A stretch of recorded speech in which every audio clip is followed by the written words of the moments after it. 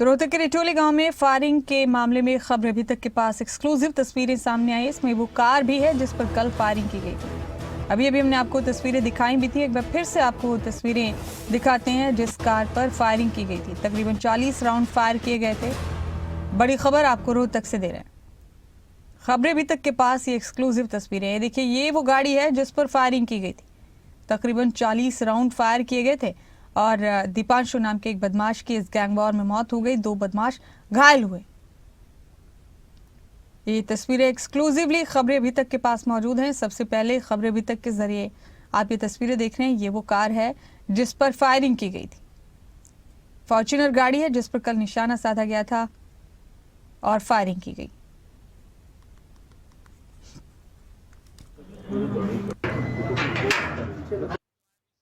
और जहां हम लोग मौजूद हैं ये शिवाजी कॉलोनी पुलिस स्टेशन है रोहतक।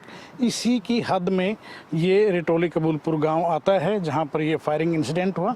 और इस फायरिंग की घटना में एक हमलावर मारा गया है जो कि प्रियांशु बताया गया, झज्जर जिले के ही मेहराना गांव का रहने वाला है। उसके खिलाफ अगर देखें तो पहले भी एक मुकदमा दर्ज है। उसके अलावा उसका एक साथी जो है वो भी घायल है। उसे ऑस्कर हॉस्पिटल झज्जर में एडमिट करवाया गया है।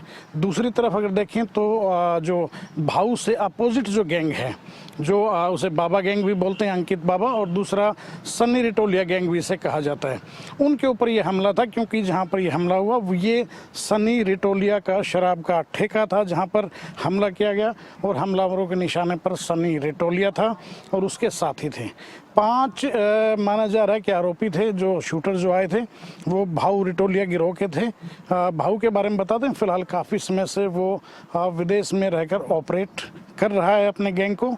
उस समय पर वारदात ऐसी सामने आती रहती है। और मेरे पीछे तस्वीरों में मैं नवीन को कहूँगा ज़रा फोकस करें कि आपको इस के अंदर एक फॉर्च्यूनर गाड़ी खड़ी नज़र आ रही है। दरअसल ये वही फॉर्च्यूनर है जिसके ऊपर हमला हुआ, जिसमें सवार थे सनी और उसका जो दोस्त था दीपक, उसका पार्टनर भी बताया गया शराब के कारोबार में।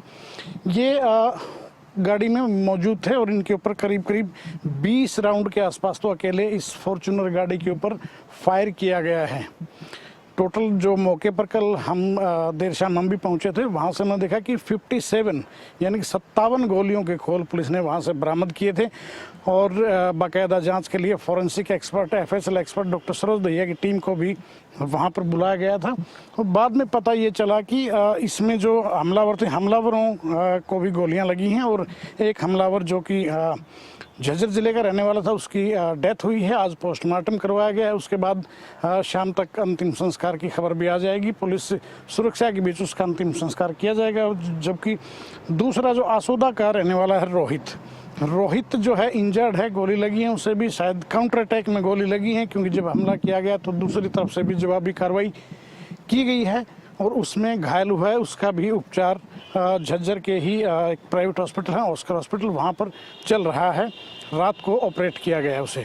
दूसरी तरफ जिनके ऊपर हमला हुआ उनमें से भी जो शराब कारोबारी है, दीपक रिटोलिया का पार्टनर है, माफ़ कीजिए, सनी रिटोलिया का पार्टनर है दीपक ढाका नज़दीक के सुंडाना गांव का वो रहने वाला है। उसको भी गोलियां लगी हैं। उसका इलाज रोहतक PGI में चल रहा है। और ये शिवाजी कॉलोनी पुलिस थाना जहां पर हम लोग मौजूद हैं, ये टीम इस पूरे मामले की जांच कर रही है। आपको हम ये भी बता देते हैं कि दरअसल ये पूरी कहानी है क्या। दरअसल ये रिटोली कबूलपुर गाँव है जहाँ के 2 नौजवान लड़के थे, एक सन्नी रिटोलिया और दूसरा जो था वो हिमांशु एलियास भाऊ। आजकल भाऊ रिटोलिया के नाम से उसको जाना जाता है। और करीब 2.5 लाख से ज़्यादा उसके ऊपर इनाम है। कुछ साल पहले वो यहाँ से भाग गया था इंडिया से फर्जी पासपोर्ट पे, और उसके बाद से पुलिस आज तक उसे नहीं तलाश कर पाई है। ये दोनों गिरोह पहले भी कई बार आमने सामने हो चुके हैं। शुरुआत जो है दोनों गिरोहों में रंजिश की देखा जाए तो करीब 2019-20 से हुई थी। हिमांशु के चाचा थे, एक बस को लेकर विवाद था, तब उनका कत्ल कर दिया गया था, बजरंग नाम था। उसके बाद उसके बदले में कत्ल हुआ। फिर दूसरी तरफ से 3-4 लोगों का मर्डर इस तरह से हुआ है। और आमने सामने कई बार दोनों गैंग हो चुके हैं। एक बार फिर से रोहतक में गैंगवार हुई है, गोलियों के धमाके गूंजे हैं। पुलिस जांच पड़ताल में जुटी है। देखना ये होगा कि इसकी कड़ियाँ आगे और किस तरफ किस किस से जुड़ती हैं, क्योंकि जो शूटर पकड़े गए हैं, जो फिलहाल झज्जर में जो लड़का गौरव जो जिसका ट्रीटमेंट चल रहा है, उसका अगर देखें तो एक नोटोरियस क्रिमिनल रहा है रोहतक का, झज्जर का, माफ़ कीजिएगा, काला आसोदिया। उसके साथ वो एसोसिएटेड था। करीब 11 मुकदमे पता ये चला है कि उसके खिलाफ दर्ज हैं। पुलिस इन मुकदमों की फहरिस्त खंगाल रही है और इनके संपर्क तलाशे जा रहे हैं कि कहाँ कहाँ किस किस के साथ इनके संपर्क